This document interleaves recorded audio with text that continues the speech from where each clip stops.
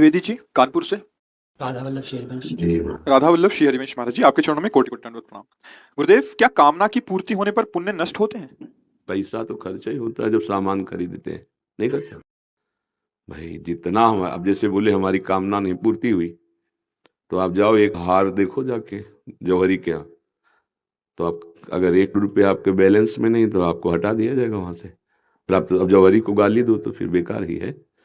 ऐसे ही हम कामना करते हैं देवताओं से, भगवान से, तो आपके पास तप कितना है, भजन कितना है। आपके पास अगर भजन और तप नहीं है तो कामना की पूर्ति नहीं होगी। कामना का मतलब है बाजार से सामान खरीदना। अब लौकिक बाजार के लिए तो रुपया चाहिए, अलौकिक से हमें पूर्ति करानी तो तप चाहिए, तपस्या, भजन चाहिए, अनुष्ठान चाहिए, साधना चाहिए। अगर वो नहीं है तो फिर नहीं मिलेगा। फिर वो नास्तिकता प्रकट करते हैं, हमारी भगवान ने बात नहीं सुनी। जौहरिया से बात सुन लेगा, तुम्हारे पास दाम कितने थे? बोले भगवान के तो हम हैं, ये माना कहाँ? अगर ये मान के जाते घर का सदस्य बनकर तो फिर तुम्हें मांगने की जरूरत नहीं। जैसे माँ को पहले से पता है बाल भोग कब देना है, राजभोग कब देना, बेटे को कब कौन सा, ऐसे ही भगवान करो सदा तिन कह रखवारी, जिम बालक राखे महतारी। फिर मांगने की जरूरत नहीं। जिसने मांगा उसको उतना तप करना पड़ा।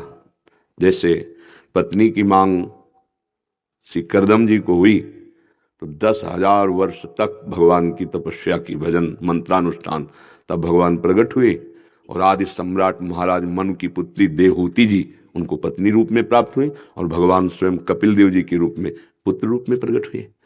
तो अगर आपकी कामना है, उसके अनुसार साधना है, तपस्या है, मंत्रानुष्ठान है तो फल मिलेगा, नहीं तो नहीं मिलेगा। अब अगर आपने कामना कर ली तो मंत्रानुष्ठान से आपका खर्चा हो गया जितना जो कामना की। इसीलिए चतुर सुजान भक्त कभी कामना नहीं करते। अच्छा, ऐसे जो व्यवस्था होगी वो तुम्हारे भजन से नहीं होगी, वो उनकी तरफ से होगी। क्योंकि अब आपने कोई कामना नहीं की, प्रभु को समर्पित है। अब वो अपने सेवक को महलों में रखे चाहे झोपड़ी में बांध दे, उसकी कोई शर्त नहीं। तो अब जितना भी वैभव बढ़ा दे उन्हीं का स्वामी का है, सेवक तो सेवक ही बना रहता है। उसका कोई खर्चा और कुछ कटिंग होनी नहीं, क्योंकि उस स्वामी को अपना सर्वस्व समर्पित कर चुका है। तो मुझे तो लगता है कि भगवान सर्वज्ञ हैं, हमें बताने की जरूरत नहीं। भगवान सर्वत्र हैं, इसलिए मुझे कहीं दौड़ भाग करने की चिंता नहीं करनी। भगवान सर्वभूत हिते रताः, समस्त भूतों का हित करते हैं, फिर मैं तो उनका शरणागत हूँ। अब जोई जोई प्यारो करे सोई मोहि भावे। अब कोई परेशानी की बात नहीं। यह है भक्त का हृदय और वो है सकामी भक्त का हृदय। या तो आर्त भाव से इतनी जोर से पुकारो कि आपकी आवाज प्रभु तक पहुंच जाए, पर आप शरणागत होना चाहिए, तो बात बन जाएगी, आपकी रक्षा हो जाएगी।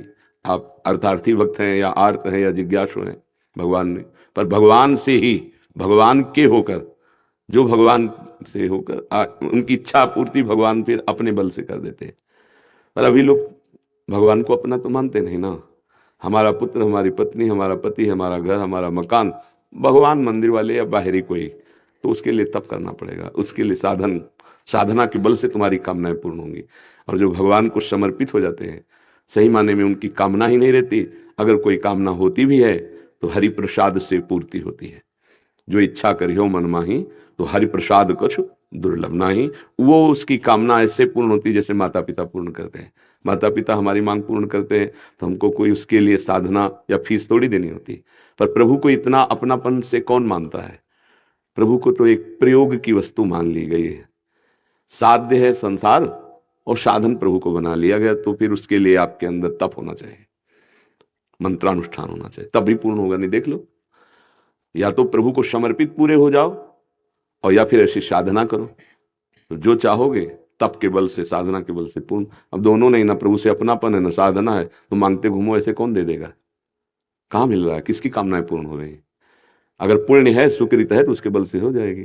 तो सुकृत तो नष्ट होते ही कामना में। इसीलिए चतुर सुजान भक्त कभी कामना नहीं करते, क्योंकि हमारा भजन भगवान की प्राप्ति के लिए है, न कि मृत्यु लोक की तुच्छ कामनाओं के लिए है। ये तो अपने आप अन मांगे आगे आवे गो, जो पल लागे पल को, श्री स्वामी हरिदास जी महाराज कह रहे हैं। हरिभज छाणी न मान नर्तन को, मति बंछे रे मति बंछे तिल तिल धन को, अन मांगे आगे आवे गो, जीव पल लागे पल को, कहे हरिदास मीच जीव आवे, त्यों धन है आपन को, हरि भज छाणी न मान नर्तन को। भाव ये है कि जैसे पलक अपने आप झपकती है, ऐसे ही तुम्हारे पास धन आ जाएगा जितना तुम्हारे को प्रभु ने विधान किया है। तुम तो केवल हरि भजन करो, अपने कर्तव्य का पालन करते हुए, फल की इच्छा न रखते हुए, निरंतर जो भगवत स्मरण करता है उसके योगक्षेम का वाहन स्वयं भगवान करते हैं। गीता जी में नहीं कह रहे, अनन्यश्चिन्तयन्तो माम ये जनाः पर्युपासते तेषां नित्याभियुक्तानां योगक्षेमं वहाम्यहम्। जब अखिल भुवनों के ब्रह्मांडों के स्वामी हमारी जिम्मेवारी ले रहे हैं तो अब हमें पर्चा क्या पकड़ाना। वो सर्वज्ञ, उनको पता है जिस समय जो जरूरत होगी पूर्ण कर देंगे, पक्का समझो। इसलिए मांगना नहीं चाहिए। अगर मांगते हो तो फिर सकाम भाव वाले को अनुष्ठान करना पड़ेगा, या इतनी प्रभु में समर्पण वृत्ति हो तो फिर उसको अनुष्ठान नहीं अपनेपन से पूर्ति हो जाती। दो ही बातें हैं, प्रभु से गाढ़ अपनापन या तपस्या साधना मंत्रानुष्ठान, तब अपनी कामना की पूर्ति होती है। सच्चाई में जब भक्ति करोगे तो कामना ही समाप्त हो जाएंगी। सकल कामना हीन जे राम भगति रसलीन, सारी कामनाएं नष्ट हो जाती हैं। भगवान का ऐसा प्यार, ऐसा आनंद अनुभव में आता है कि फिर कुछ चाह ही नहीं रह जाती। जैसे चाहो वैसे रखो, बड़ा आनंद का विषय होता है। बेपरवाही आती है भगवान की आशा, पग पग पर ऐसी संभाल करते हैं कि माँ भी नहीं कर सकती, क्योंकि माँ अल्पज्ञ है, माँ को इतना ज्ञान नहीं है, और भगवान सर्वज्ञ है। आगे क्या होने वाला है, इसको क्या चाहिए, कैसी व्यवस्था, बहुत सुंदर व्यवस्था, बहुत सुंदर जीवन, बहुत आनंद में। इसीलिए सबसे प्रार्थना करते हैं कि नाम जप करो, पापाचरण मत करो। पापाचरण करोगे तो नाम जप जो करोगे उसका प्रभाव नहीं समझ में आएगा, नाम जप में रुचि नहीं होगी। जैसे दवा खाए और परहेज न करे तो फिर कुपथ्य रोग को बढ़ा देता है। आजकल अगर कुछ शुरू भी किए नाम जप करना तो कुपथ्य नहीं छोड़ते, पापाचरण नहीं छोड़ते। व्यभिचार है, नाना प्रकार के अन्य पाप प्रवृत्तियां हैं, उनको रोकना पड़ेगा। आचरण शुद्धि, नियम निष्ठा, प्रतिज्ञा पालन, जब तक उपासक में नहीं है तब तक भजन का रंग नहीं आएगा। आचरण शुद्धि अनिवार्य है, चरित्र पवित्र होना अनिवार्य है। इस समय चरित्रहीनता की होड़ लगी हुई है, समझ पा रहे हैं आप?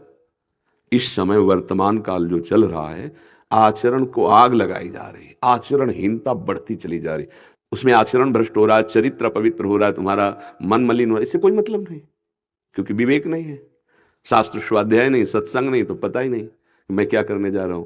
अब ऐसा व्यक्ति नाम भी जब करेगा तो कुछ लाभ तो अनुभव में कर नहीं पाएगा, क्योंकि कुपथ्य बहुत जोर का चल रहा है।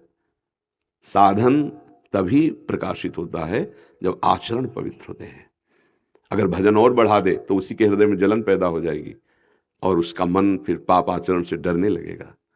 जिसे भगवान का डर है, सदगुरु का डर है, वही संसार से मुक्त हो जाता है, वही निर्भय हो जाता है। यार भगवान देख रहे हैं, यार सदगुरु देख रहे हैं, वो सर्वज्ञ है, मैं कैसे ऐसा पाप कर सकता हूँ, वो देख रहे हैं। जिसे गुरु का डर है, भगवान का डर है, वही आगे बढ़ पाता है। अब आज सब डर खत्म हो चुके हैं, शास्त्र स्वाध्याय नहीं है तो भगवान का डर नहीं, और गुरुजन संत जनों का आदर नहीं अंदर से, क्योंकि कुछ पाखंड से ऐसी लीलाएं हो गई जिससे संतों पर अश्रद्धा हो गई, और कुछ सीरियल ऐसे बने हैं, नौटंकी नाटक। अब वो नए बच्चे देखेंगे, घर परिवार वाले तो क्या सोचेंगे, संत संत का मतलब ये। जब संत पर श्रद्धा नहीं, सदगुरु पर श्रद्धा नहीं, भगवान पर श्रद्धा नहीं, शास्त्र पर श्रद्धा नहीं, तो तुम्हारा जीवन क्या होगा, नर्क। देख लो क्या जीवन है। नवीन जो धर्म विरुद्ध आचरण कर रहे, नर्क में जीवन है, क्योंकि हमें पता ही नहीं कि हमें क्या करना चाहिए, क्या नहीं करना चाहिए। हम कौन से मार्ग में गिरते चले जा रहे, कौन से मार्ग में उठेंगे। इसलिए सत्संग सुनो, नाम जप करो, और भगवान से प्रार्थना करो कि मेरी एक कामना पूर्ण कर दो, कि आपको कभी भूलूं नहीं, बस सब कुछ पूर्ण हो जाएगा, इसी में सब कुछ पूर्ण हो जाएगा। जब कोई भगवान के मार्ग में चलता है तो भागवतिक व्यवस्था होती है, बड़े बड़े लोकपाल उसकी सुरक्षा में होते हैं, बड़ी व्यवस्था। सरकारी आदमी को देखते हो, गाड़ी बंगला सब व्यवस्था हो जाती है, क्योंकि सरकारी आदमी, उसके परिवार को भी फ्री चलने के लिए सरकारी गाड़ियों में, कि आप ट्रेन में फ्री चल सकते हो। तो इतने बड़े अखिल कोटि ब्रह्मांड नायक प्रभु को जो अपना जीवन समर्पित कर दिया जाता है, तो भगवती अम्बा जो त्रिभुवन का पालन पोषण करने वाली, वो स्वयं उसकी व्यवस्था देखने लगती है। तो सब एक से एक दिव्य प्रताप उदय होता, तो लगता है अरे ये तो जादू हो रहा है, ये कैसे हो रहा है? ये हो रहा है अखिल कोटि ब्रह्मांड नायक परात्पर इस भगवान से अब अपनापन जो था वही सिद्ध हो गया, वही परिपक्व हो गया। अब उसकी कामनाएं नहीं है, अब तो भगवान अपने समान उसका पालन पोषण कर रहे हैं। जहाँ पर कृपा राम की हुई ता पर कृपा करे सब कोई, लोकपाल प्रकृति माया सब कृपा करने लगती। हमें लगता है कामना करे तो एक बात की करे कि भगवान का स्मरण कभी न टूटे, बस इसी से सब प्राप्त हो जाता है।